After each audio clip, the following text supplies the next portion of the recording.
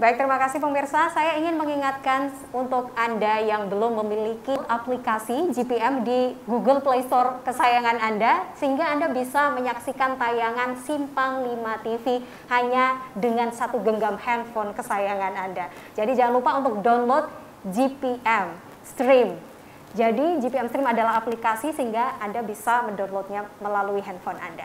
Kita lanjutkan bagaimana dengan karakter-karakter dari masyarakat khususnya di Kota Semarang yang memang berbeda-beda tadi sempat disinggung oleh Pak Mualim, dan juga apakah memang strategi yang dilakukan pemerintah itu sudah tepat sasaran begitu. Silahkan dilanjutkan Pak Mualim. Terima kasih Mbak. Jadi saya lanjutkan, tadi terpotong. Jadi kalau disampaikan oleh Pak Haris tadi, kita melihat secara stok bahannya ya. Jadi kalau ada sekian juta, kemudian kebutuhannya itu cuma 300 sampai 400 berapa tadi sekian, nah itu berarti kan surplus. Betul. Jadi aman ya. Tapi yang jadi permasalahan kan kita kembali, kalau memang surplus, masyarakatnya mampu enggak tadi membayar? Karena ada saya katakan, kalau yang premium harga 21 sampai 25.000 per liter, kalau yang curah 14 atau sampai 18. Nah ini yang jadi permasalahan. Ini juga paling tidak kita aplaus ya. Jadi bagi pemerintah yang sudah mengantisipasi untuk kebutuhan menjelang Lebaran ini ada, walaupun nanti minyaknya itu mungkin berkelas ya Pak, ada yang premium, ada yang curah, yang penting ojo minyak jelantah kan gitu ya Pak ya. Nah ini yang perlu masyarakat juga, pemerintah juga harus persiapkan, masyarakat ini juga mengonsumsi minyaknya, minyak yang juga memenuhi standar, jangan yang penting terpenuhi, tapi punya dampak enggak. Nah seperti ini harus benar-benar juga dilihat, walaupun langkah pemerintah ini bagus, karena orang kan akhirnya masyarakat itu hanya tertuju pokoknya terpenuhi. Nah ini tapi kan kualitas, ini jangan kuantitasnya aja, tapi kualitasnya juga. Kemudian bisa dibayangkan kalau di Indonesia ini kan minyak, orang yang nanam sawit banyak, kok sampai minyak bisa kekurangan, ini apa masalahnya? Nah ini pemerintah juga, kami mengharapkan melakukan suatu hal yang sifatnya seperti yang disampaikan oleh Pak Gubernur, mungkin lihat berapa sih yang produksi minyak ini, berapa pabrik yang ada. Bagaimana untuk meningkatkan? Kalau tadi Pak Dokter sampaikan ini ada isu-isu mungkin bahannya mungkin ada yang diekspor dan sebagainya. Ekspor dari mana? Kan semua pada ada datanya. Nah ini harus benar-benar sampaikan terang-benerang kepada masyarakat. Kalau memang ini minyaknya ditimbun ya dicari. Nah gitu, jadi jangan sampai masyarakat itu dibodohi di saat menjelang kondisi yang habis kena ujian pandemi, kemudian sekarang lagi rame ini Omikron katanya datang. Tapi alhamdulillah ini menjelang Lebaran ini ibadahnya sudah merdeka. Saya katakan merdeka, tetapi kita tidak boleh lengah. Betul. Nah, untuk itu saya mendorong kepada pemerintah Kota Semarang bagaimana harga minyak ini bisa terjangkau oleh masyarakat. Betul. Nah, dengan yang disampaikan tadi, stok mencukupi, tapi jangan terlena hanya dengan minyak ataupun kedelai.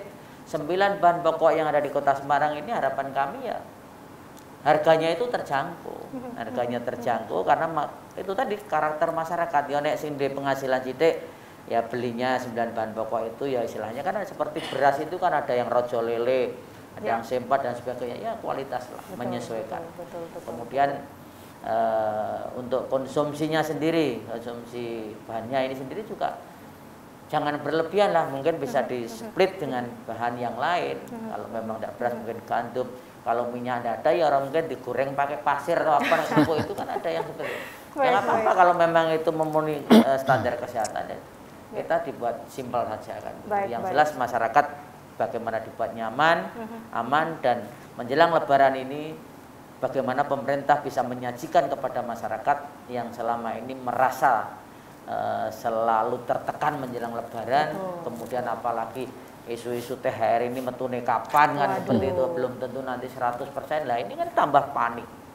Nah, akhirnya imunnya turun malah doloro kan gitulah. Jangan sampai terjadi seperti itu. Mungkin makanya itu, tadi Pak Mualim menyampaikan tetap menjaga bahagia ya, kebahagiaan harus biar tetap terjaga imunnya. Kembali ke Dr. Firmansyah, di mana tadi juga sempat dokter sampaikan bahwa ada beberapa yang memang sudah tertangani dengan baik di saat-saat ini. Mungkin ada pernah isu tersebut tapi sudah tertangani dengan baik. Kalau menurut pengamatan Dr. Firmansyah sendiri, pertanyaan yang sama yang saya sampaikan ke Pak Mualim juga, apa yang telah dilakukan pemerintah sejauh ini memang sudah cukup tepat sasaran yang dirasakan oleh masyarakat khususnya di Kota Semarang? Silahkan, Pak Dr. Iya, kalau menurut saya sih sudah di arah yang benar karena beberapa pengumuman sudah kita dengar baik di pemerintah daerah maupun pusat itu mengatakan stok cukup di beberapa barang yang mungkin nanti tekanannya paling tinggi gitu seperti misalnya beras atau minyak goreng tadi ya, terus kemudian telur, ayam, daging gitu.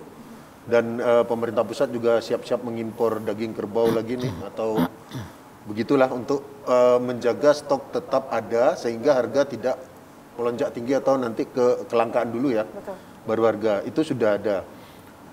Cuman kita ini kan tiap tahun seperti ini dan tahun ini mungkin agak berat karena ada perang di Rusia Ukraina, Eropa krisis, kemudian Amerika krisis, lalu ada lagi pandemi. Yes. Gitu. Jadi kita ini agak bertubi-tubi tahun ini, jadinya kita butuh strategi yang lebih luar biasa daripada sebelumnya. Kalau untuk menghadapi Lebaran sama puasa sih sudah kita alami bertahun-tahun dan saya kira strategi itu sudah cukup mapan lah. Cuman saya harus mengingatkan lagi karena ini agak bertubi-tubi ditambah lagi dengan ya harga barang-barang yang mungkin harus secara administrasi atau price yang ditentukan pemerintah itu juga naik karena mungkin ada isu pajak yang barusan. Betul. Ya, kemudian gara-gara minyak dan gas itu LPG jadi naik dan sebagainya. Itu kan belum lagi isu listrik juga mau menyusul. Nah, ini psikologis agak terganggu nih. Nah, yang paling penting itu daya beli mungkin ya karena misalnya kayak pajak dan lain-lain itu daya beli jadi turun sehingga nanti merembet kepada produksi yang tertekan juga akhirnya. Nah, kalau untuk yang ini ya kita butuh saya kira mitigasi, saya setuju tadi edukasi tadi kepada masyarakat. Kenapa?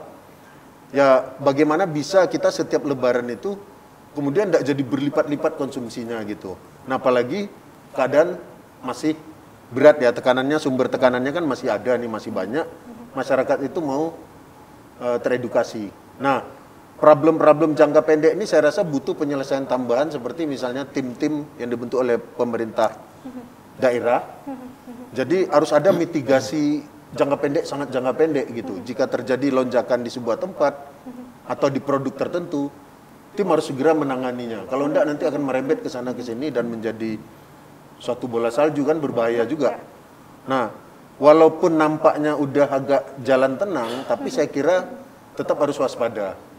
Karena isu-isu belakang ini ekonomi politik ini kan campurnya seperti itu ya. Artinya dengan informasi yang sangat bebas sekarang ini untuk diakses oleh semua masyarakat, psikologis masyarakat malah mudah terpancing gitu atau tertekan. Jadi saya kira pejabat-pejabat Pemda itu harus selalu menenangkan, menginformasikan atau segera memberikan penjelasan-penjelasan untuk solusi-solusi kalau memang ada terjadi tekanan-tekanan tertentu di harga terutama menjelang Lebaran nih. Saya kira tim ini penting kalau memang bisa dibentuk atau mungkin sudah ada, itu diaktifkan dan lebih aktif juga di medsos untuk mengumumkan tindakan-tindakan yang mereka lakukan. Saya rasa ini akan bisa cukup menenangkan sehingga orang nanti lebih fokus ke ibadahnya, tidak ke konsumsinya saja gitu. Betul. Menjelang Lebaran ini memang hati-hati dengan euforia tahun ini.